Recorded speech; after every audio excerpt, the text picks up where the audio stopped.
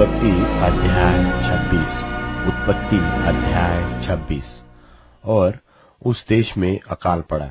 वह उस पहले अकाल से अलग था जो इब्राहिम के दिनों में पड़ा था।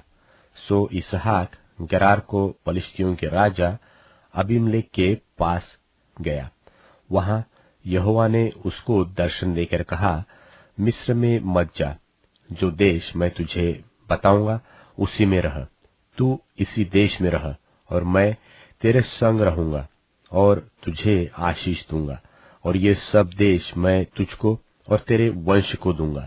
और जो शपथ मैंने तेरे पिता इब्राहिम से खाई थी उसे मैं पूरी करूंगा, और मैं तेरे वंश को आकाश के तारागण के समान करूंगा, और मैं तेरे वंश को ये सब देश दूंगा, और पृथ्वी की सारी जातियां तेरे वंश के कारण अपने को धन्य मानेगी, क्योंकि इब्राहिम ने मेरी मानी और जो मैंने उसे सौंपा था उसको और मेरी आज्ञाओं, विधियों और व्यवस्था का पालन किया।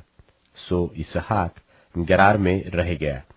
जब उस स्थान के लोगों ने उसकी पत्नी के विषय में पूछा, तब उसने यह सोचकर कि यदि मैं उसको अपनी पत्नी कहूं तो यहाँ के लोग रिबका के कारण, जो परम सुंदरी है, मुझको मार डालेंगे। उत्तर दिया, वह तो मेरी बहन है। जब उसको वहां रहते बहुत दिन बीत गए, तब एक दिन पलिश्तियों के राजा अबीमेलेक ने खिड़की में से झांक के क्या देखा कि इसहाक अपनी पत्नी रिबका के साथ क्रीड़ा कर रहा है। तब अबीमेलेक ने इसहाक को बुलवाकर कहा, वह तो निश्चय तेरी पत्नी है, फिर तूने क्यों कर उसको अपनी बहन कहा? इसहाक ने उत्तर दिया, मैंने सोचा था कि ऐसा न हो कि उसके कारण मेरी मृत्यु हो। अबीमेलेक ने कहा, तूने हमसे यह क्या किया? ऐसे तो प्रजा में से कोई तेरी पत्नी के साथ सहज से कुकर्म कर सकता, और तू हमको पाप में फंसाता। और अबीमेलेक ने अपनी सारी प्रजा को आज्ञा दी कि जो कोई उस पुरुष को व उस स्त्री को छुएगा वो निश्चय मार डाला जाएगा। फिर इसहाक ने उस देश में जोता बोया और उसी वर्ष में 100 गुना फल पाया, और यहोवा ने उसको आशीष दी और वह बढ़ा और उसकी उन्नति होती चली गई, यहाँ तक कि वह अति महान पुरुष हो गया। जब उसके भेड़ बकरी, गाय बैल और बहुत से दास दासियां हुई, तब पलिश्ती उससे डाह करने लगे। सो जितने कुएं को उसके पिता इब्राहिम के दासों ने इब्राहिम के जीते जी खोदा था, उनको पलिश्तियों ने मिट्टी से भर दिया। तब अबीमेलेक ने इसहाक से कहा, हमारे पास से चला जा, क्योंकि तू हमसे बहुत सामर्थी हो गया है। सो इसहाक वहां से चला गया और गरार के नाले में अपना तंबू खड़ा करके वहां रहने लगा।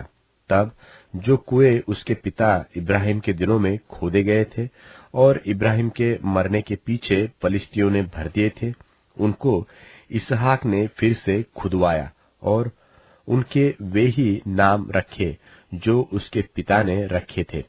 फिर इसहाक के दासों को नाले में खोदते खोदते बहते जल का एक सोता मिला। तब गरारी चरवाहों ने इसहाक के चरवाहों से झगड़ा किया और कहा कि यह जल हमारा है। सो उसने उस कुएं का नाम एसेक रखा, इसलिए कि वे उससे झगड़े थे। फिर उन्होंने दूसरा कुआं खोदा और उन्होंने उसके लिए भी झगड़ा किया। सो उसने उसका नाम सित्रा रखा। तब उसने वहां से कूच करके एक और कुआं खुदवाया और उसके लिए उन्होंने झगड़ा न किया।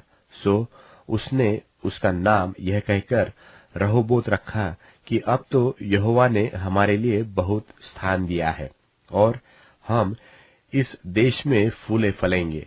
वहां से वह बेरशेबा को गया और उसी दिन यहोवा ने रात को उसे दर्शन देकर कहा, मैं तेरे पिता इब्राहिम का परमेश्वर हूँ, मत डर, क्योंकि मैं तेरे साथ हूँ और अपने दास इब्राहिम के कारण तुझे आशीष दूंगा और तेरा वंश बढ़ाऊंगा।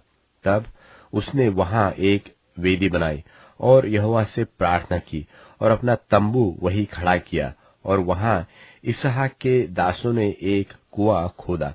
तब अबीमेलेक अपने मित्र अहुज्जत और अपने सेनापति पिकोल को संग लेकर गरार से उसके पास गया।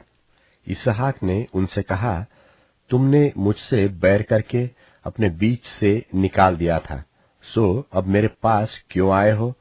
उन्होंने कहा, हमने तो प्रत्यक्ष देखा है कि यहोवा तेरे साथ रहता है, सो हमने सोचा कि तू तो यहोवा की ओर से धन्य है, सो हमारे और तेरे बीच में शपथ खाई जाए, और हम तुझसे इस विषय की वाचा बंधाए कि जैसे हमने तुझे नहीं छुआ वरन तेरे साथ नीरी भलाई की है और तुझको कुशल क्षेम से विदा किया, उसके अनुसार तू भी हमसे कोई बुराई न करेगा। तब उसने उनकी जेवनार की और उन्होंने खाया पिया। बिहान को उन सबों ने तड़के उठकर आपस में शपथ खाई। तब इसहाक ने उनको विदा किया और वे कुशल क्षेम से उसके पास से चले गए। उसी दिन इसहाक के दासों ने आकर अपने उस खोदे हुए कुएं का वृत्तांत सुना के कहा कि हमको जल का एक सोता मिला है। तब उसने उसका नाम शिबा रखा। इसी कारण उस नगर का नाम आज लो बेरशेबा है। जब एसाव 40 वर्ष का हुआ तब उसने हित्ती बेरी की बेटी यहूदीत और हित्ती एलोन की बेटी बाशमत को ब्याह लिया, और इन स्त्रियों के कारण इसहाक और रिबका के मन को खेद हुआ, कारण